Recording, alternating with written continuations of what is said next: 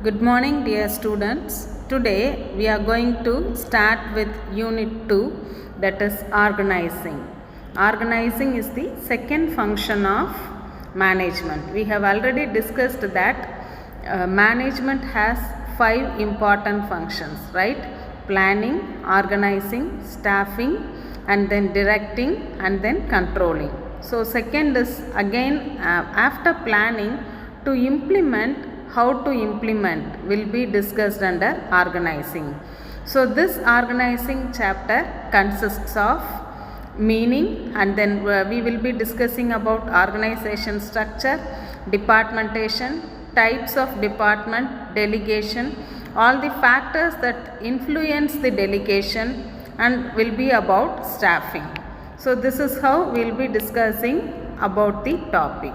Okay, so organizing, we know that when we have planned, when we have decided to do something, then how that can be done, right? How that can be organized. Say for example, our department is organizing some intercollegiate meet, right? Then what will we do? We'll be discussing about the date on which the competitions that are to be conducted, when to when to create invitation, and then how we are going to intimate others, and the duties will be given to each different people. People are allocated for all the tasks, right? So that is what we mean by organizing. So as the definition says, it is a process of defining the essential relationships among people, right? In an organization we will have production department, marketing department, finance department, HR department, and MIS department, right? So it is a process of defining the essential relationship, how each person in the organization is related to other person, and the tasks that are given to each of them, and for that what are all the resources that are given to them, how each activity is integrated and aligned with them in order to achieve the organizational goals effectively and efficiently. So that is what will be discussed, or that is what we mean by organizing. So it is the process of identifying and then grouping the work to be performed, then defining and delegating the responsibility and authority to the group of people, and enabling them to work most effectively in order to achieve the organizational objectives or goals, because finally that has to be achieved. That is more important, right? So this is the meaning of organizing. Then we will be discussing about nature of organizing. What do we mean by nature of organization? The characteristics of organizing.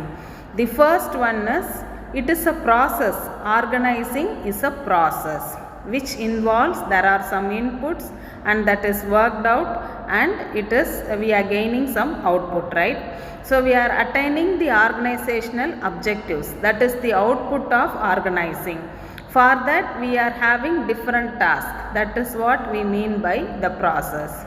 Then it involves some structure. So when we organize some functions, or say for example you take any organization, it has various departments, right? It has a structure. Maybe the owner of the business or managing director will be there. Under them will be, in case of a small business, manager for production, manager for finance, manager for HR, and manager for organizational, that is MIS will be there. So under them there are different people. Say for example, if we take a manager for HR, under them there are people to manage recruitment and selection, then performance appraisal, maybe different tasks are there. This is what we mean by structure. So organizing has a quality of structure. And then the next is dividing and grouping the activities. So you will identify what are all the activities that are similar to one particular head. Say for example, when we say production department, it includes purchasing of raw material, storing them, and distributing them whenever it is required, and then production process, warehousing. When we say marketing, marketing is identifying the customer's demand and giving advertisements, sales promotional measures. Though these are all different activities, it can be grouped under one head as marketing. So we first find out various tasks and then group it according to one head. Then accomplishment. Every task is aiming at achieving the organizational goal. And to perform the task, each one has some right and the expectations as responsibility. Something goes wrong, something goes good, everything is the responsibility of that particular person. And it involves both human and material aspect, because to do the task we need materials, and to again with the materials only human being can work, right? So both, it deals with both human and materials. This is about the nature of organizing. The next topic that we are going to discuss is purpose of organizing. Say for example, organizing, why we have to organize when we have planned something, when we are dividing the different tasks and giving them to the right kind of people, the job is well done, right? For that purpose only we are organizing. So we are going to discuss now purpose of organizing. So what are all the purpose? First one is organizing leads to efficient administration, because we know who is the person will do which kind of job. So we are giving them with the right authority and the task. So the head is able to administer the process easily. That is the first one. Second one is resource optimization. Always we cannot ask for whatever we require to function the organization effectively. It is expected to manage with the available resources, because finance, again only with the available fund we have to allocate the fund to various departments. In that case, when we organize, we are also able to prepare budget, right, within which we have to do all this particular task. So that is resource optimization. Next is benefits specialization. When the same job is repeatedly done, then the particular person is getting specialized, and he now identifies in which way it can be done without any flaw, very fast and in an efficient manner, and how that can be made more efficient can be easily identified by that particular person. So organizing helps in this regard. Then next is promotes effective communication, because the tasks are clearly defined, the persons are allotted with the task, and required resources is also given. It gives way to clear communication.